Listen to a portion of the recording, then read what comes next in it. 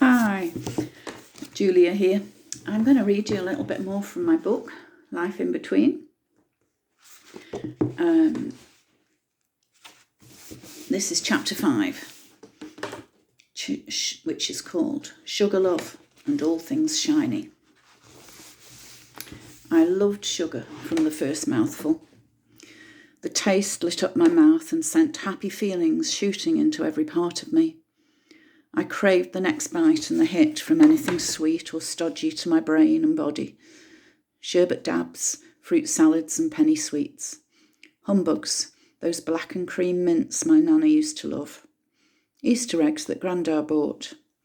A giant-sized bar of Cadbury's Dairy Milk as a present that I ate secretly in my bedroom. The biscuit tin on the top shelf in the pantry. The hidden sweets for visitors, or Mummy's diet sweets that would make her thin. The diet sweets were called Aids and came in 2 varieties, mint and fudge toffee. The idea was to eat 1 or 2 before a meal to fill you up, but they tasted just like sweets and they came in a big box which Mummy hid at the top of the kitchen cupboard. I would eat them by the handful. They never seemed to fill me up. I was 7 when my feelings on the inside started coming out in my actions.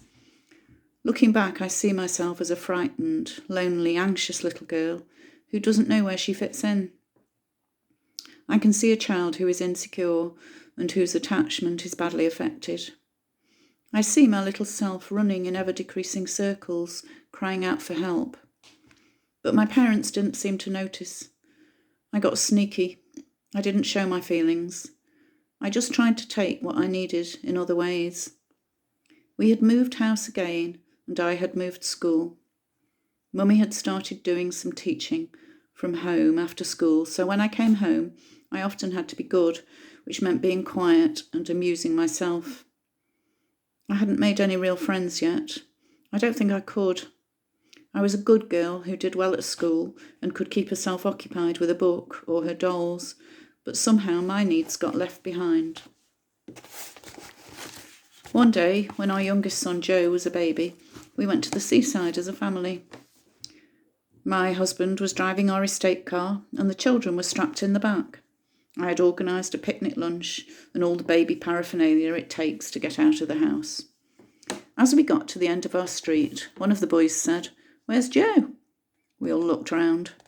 There was a space where the baby should be. We had left him on the sofa. He was wrapped up in his little red snowsuit, kicking his legs happily and smiling.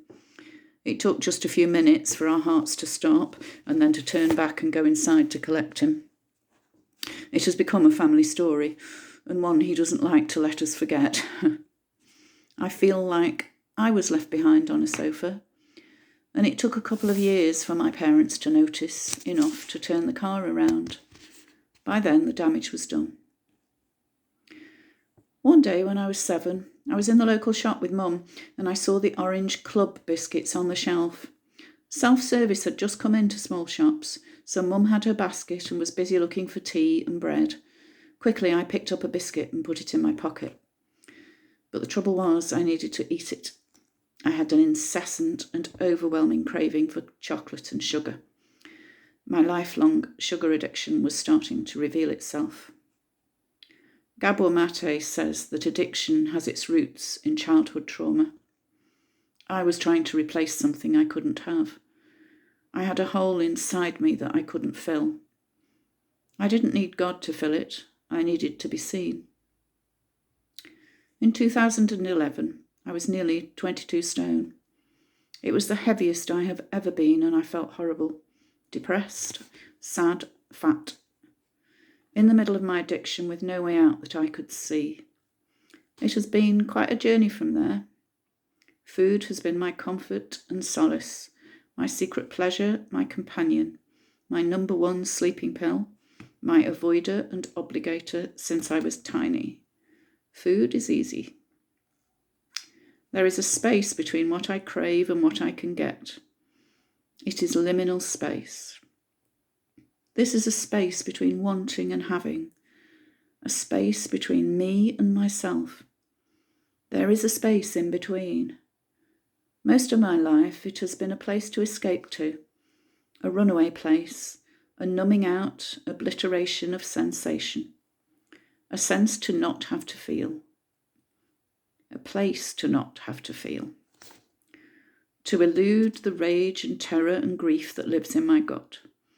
That is where the addiction lies. It is a friend in the dark. But it is also my sworn enemy. It wants to take me down, to leave me in the gutter, broken and bleeding, and oh, so small and tired and finished with. And it takes me there with seductive glances and whispers. You deserve this. Just a little something to take away the pain. I'll just have one and save the rest for later. Mostly it tells me it's okay. This is just too hard for you right now. Take a little easiness. Eat, sleep, repeat. I learned that I could climb up into the cupboard to find treats while Mum was tutoring in the dining room. The treats were for the other children. There were treats in our house, but these seemed to be special, and they weren't for me. I started to steal.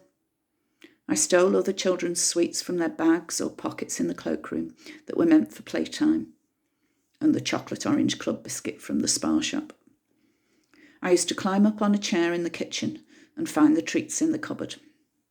I was always careful to only have one or two from a pack, so there was some left. Eating became a secret pleasure with an adrenaline boost as I tried to be quiet as a mouse in the kitchen. I would take my treasure into the bathroom and sit on the floor and eat it. I took a purple pot of potty putty from another girl's pocket in the cloakroom one playtime. She had told us in class that her brother in America had sent it over. She has a big brother who is so grown up he lives in America. He must love her very much. I wish I had a brother like that. Why don't I have someone who thinks I'm so special? I stole marbles. I learnt how to lie. I was deep into the feelings of not having enough, and I found comfort elsewhere. I found other made-up families.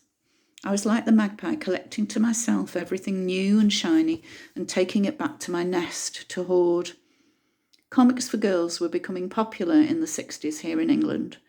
I had a longing to read Bunty and June like the other girls at school, but Mummy thought that reading matter should be educational, so she favoured Treasure, which she put into a blue binder for me every week. Eventually I won the battle to have a girls' comic, but Mummy insisted on Princess Tina rather than the Bunty I had set my heart on. She didn't approve of Enid Blyton neither, not proper books. I loved them in all their easy accessibility. Enid Blyton fueled my burgeoning inner white trashy self in the days before consciousness-raising and I had met. The children in those stories had agency to have adventures. They were largely free of parental influence or interference. Their relationships with each other were what mattered. Those children made their own families in schools and on camping trips. There was a girl called George and a dog. And in the school stories, the girls were brave and funny and always had cake. Mummy thought they were common. Being nice was very important. Now I've learnt to indulge my inner need for sparkle and frivolity. Having to be sensible is overrated.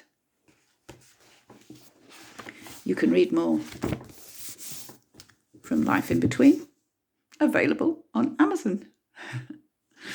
Let me know what you think. Lots of love.